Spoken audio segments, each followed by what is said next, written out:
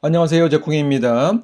2023년 6월 기준으로 가치 투자자가 좋아할 만한 컨트 탑 10에 대해서 얘기를 한번 해볼게요. 구독, 좋아요는 더 좋은 컨텐츠를 만드는 데 힘이 됩니다. 자, 기본적인 접근 방식입니다. 지표성의 기준으로 해서요. 19개 업종 69개 섹터를 기준으로 해서 지표와 주가를 매달 비교합니다. 이를 통해서 업황 판단을 하게 되고요. 매수 의견과 역발상 의견이 제시되는 섹터를 구성하는 주요 기업들을 뽑아냅니다. 그래서 이걸 가지고 이제 가치형 컨트와 성장형 컨트, 마법 공식 컨트를 적용하는 그러한 접근 방식이 되겠습니다. 가치형 컨트라고 하는 것은 기본적으로 저 PER, 저 PBR, 저 PSR, 다시 말하면 주가 대비해서 이익과 순자산과 매출액이 저평가된 기업을 뽑아내는 것이 가치형 컨트이고요. 성장형 컨트라고 하는 것은 매출액과 영업이익과 순이익의 전년 동기 대비 증감률이 높은 컨트를 뽑아내는 겁니다.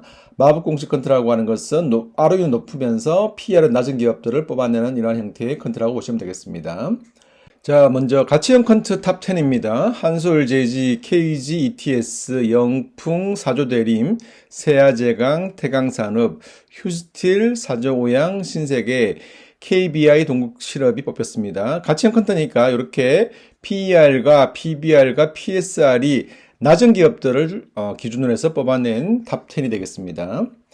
자, 성장형 컨트입니다. 성장형 컨트라고 하는 것은 매출액과 영업이익과 당기순이익의 전년 대비 증감률이 높은 기업들을 뽑아낸 것이죠. 그래서 휴스틸과 DN오토모티브, 아진산업, KPF, SL, HFR, 에코플라스틱, SM100셀, 두산밥켓, 모베이스, 전자력 뽑혔는데 이번 달에 좀 특이한 것은 성장형 컨트를 보면 자동차 부품주가 굉장히 많이 뽑혔어요. 상대적으로 굉장히 높은 비중으로 자동차 부품 기업들이 뽑혔고요. 지난달에 이제 DN 오토모티브는 제가 이제 리뷰를 한 바 있습니다. 자, 마법 공식 컨트입니다. 마법 공식 컨트라는 것은 ROE는 높은 순으로, 그 다음에 PER은 낮은 순으로 뽑은 기업을 얘기하는 겁니다. KG, ETS, 휴스틸, HFR, 세동, DN 오토모티브, 세아제강, 우진 플라임, 사조대림, 진성 TEC, 아진사람 이렇게 보시면 되고요. 진성 TEC는 지난달에도 뽑혀서 제가 리뷰를 한 바 있습니다. 그래서 이렇게 해서 이번 달에 리뷰할 것은 한솔제지와 두산팍펫을 한번 리뷰해 볼게요. 지난 5월 달에도 간략하게 한번 소개를 해드린 적이 있는데 한솔제지는 백판지 관점에서 리뷰를 한 적이 있고요. 두산팍펫은 이제 굴삭기 쪽의 관점에서 리뷰를 한 적이 있습니다. 먼저 한솔제지입니다. 한솔제지는 2021년 상반기가 주가의 고점이었고요. 그 이후에 주가가 좀 등락을 거듭하고 있는데 지금 굉장히 부진한 모습을 보이고 있습니다. 현재 시가총액은 2,600억 정도 되고요. PER은 5배, PBR은 0.37배, 시가 배당률은 6% 정도 되는 수준입니다. 실적을 보면 그 2023년 전망은 영업이익이 작년 대비해서 조금 낮은 수준, 1,000억 정도를 예상하고 있는데요. 이번 3분기도 실적을 보면 좀 부진했죠. 작년 같은 기간, 작년 3월과 작년 6월과 비교해 보면 굉장히 영업이익이 큰 폭으로 줄어든 모습을 볼 수 있습니다.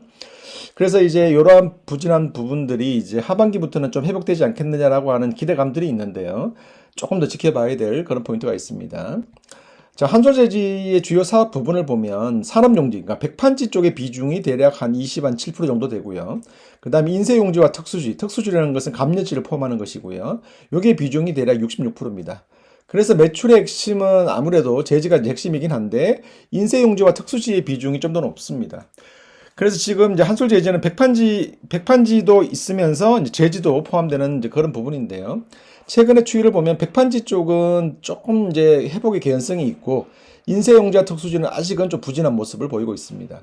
백판지 시장은 제가 바로 이전 영상에서 한번 백판지 시장을 리뷰한 적이 있는데요. 이제 요점은 이런 겁니다. 이 시장의 점유율을 보면 한솔제지가 40%로 1등이고요. 그 다음 깨끗한 나라, 세하, 신풍제지, 이제 한창제지인데 신풍제지가 보시는 것처럼 2020년 9월 달에 평택 공장이 수용되면서 한창제지에게 유형자산을 처분했습니다. 그렇게 되면서 시장의 점유율이 이제 한솔제지와 깨끗한 나라, 한창제지, 세아 이렇게 4개 업체로 시장이 과점화되는 상태로 변했다는 거죠. 이게 이제 굉장히 중요한 변화이고요.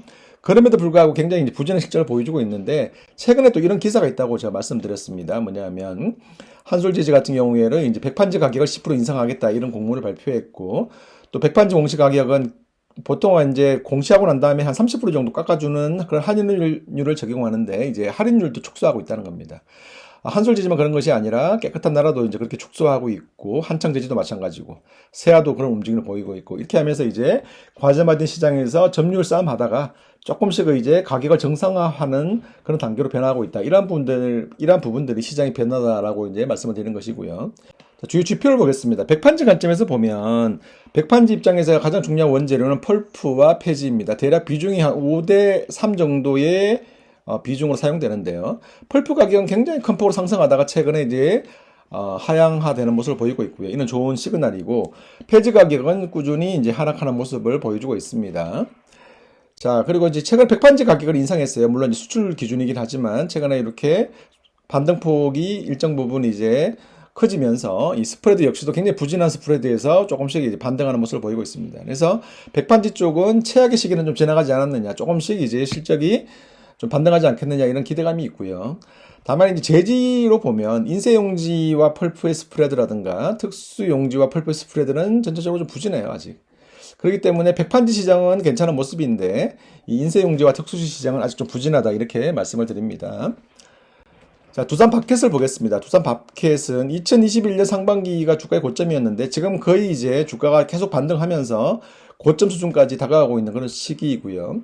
시가총액은 5조 5천억이고요. PER은 7배, PBR은 1배, 그 다음에 시가 배당률은 2.5% 정도 됩니다. 이번 1분기 실적도 굉장히 좋은 실적을 보였습니다. 영업이익이 3,600억 나오면서 작년 같은 기간 대비해서 굉장히 좋은 실적을 보였고 원래 추정되는 영업이익 역시도 작년 대비해서 20% 정도 이상 성장하는 모습을 이제 전망하고 있는 그런 모습입니다. 이런 추이들이 이어질 가능성이 높습니다.